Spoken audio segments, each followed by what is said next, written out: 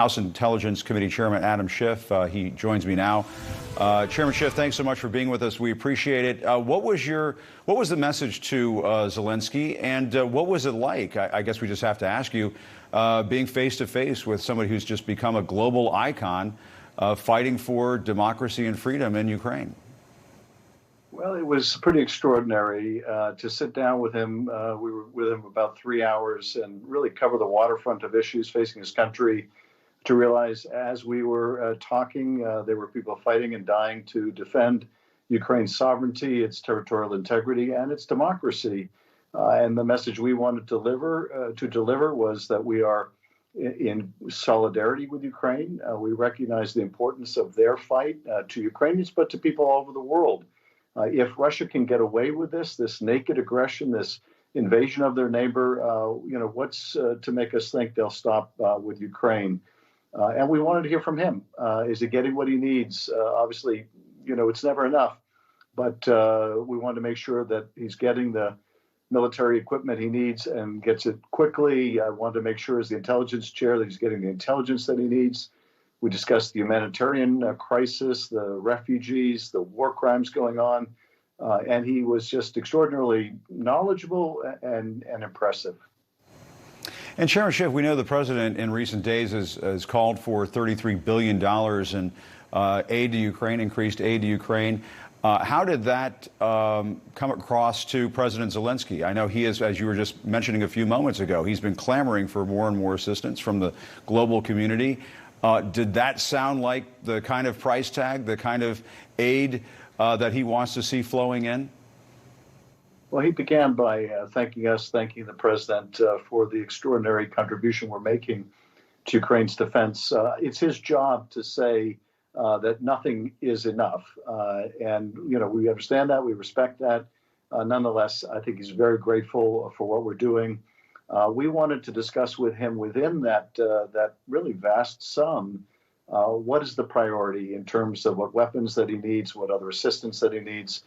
So we went, through a detailed discussion of the next phase of the war. It's moving from a phase in which Ukrainians were ambushing Russian tanks. It was close quarters fighting to fighting more at a distance using long-range artillery. And that changes the nature of what Ukraine needs to defend itself. And just the other day, the Defense Secretary Lloyd Austin talked about a goal of the United States being to see Russia weakened. How did you respond to those comments? Did those comments make it all the way to President Zelensky? And do you think that Russia is on that path to being weakened?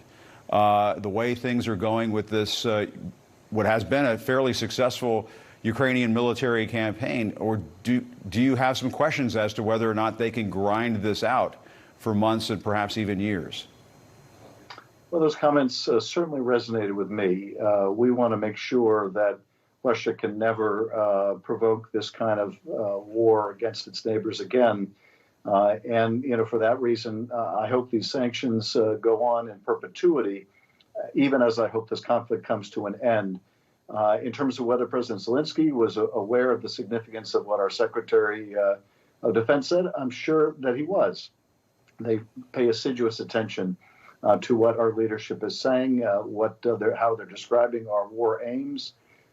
In terms of whether this is doable, can the Ukrainians fight and win and degrade Russia's capabilities, force them out of Ukrainian lands?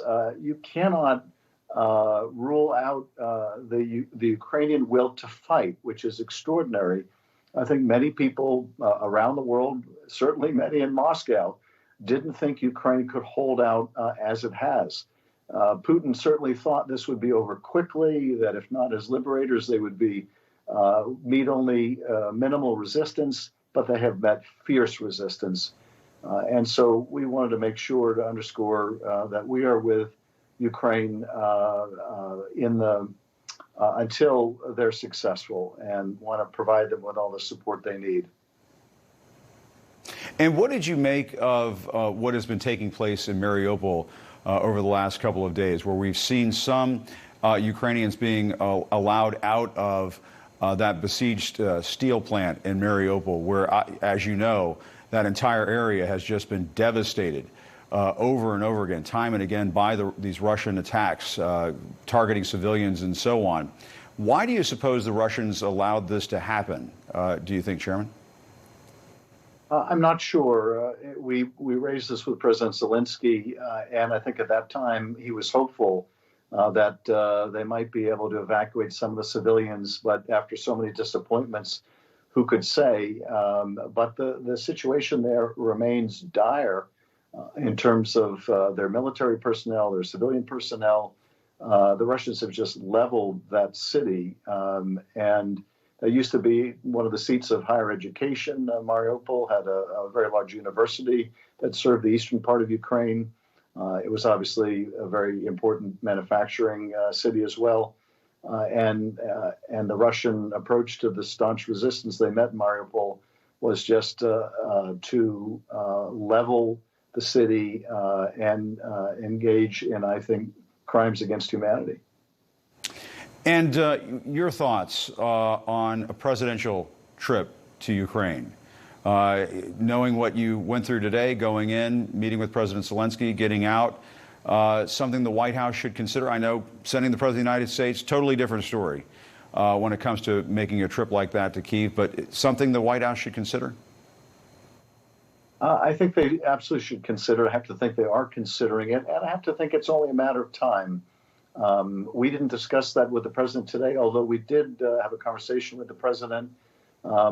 We spoke with him to give him our report on how our discussions went with President Zelensky, what our recommendations were in terms of how we could more materially support Ukraine. But I have to think that a presidential visit is something under consideration, but only a question of how soon that will be feasible. All right. Well, Congressman Adam Schiff, kudos to you for making it in there and getting out safely. Thanks for your time this evening. We appreciate it. You bet. Thank you.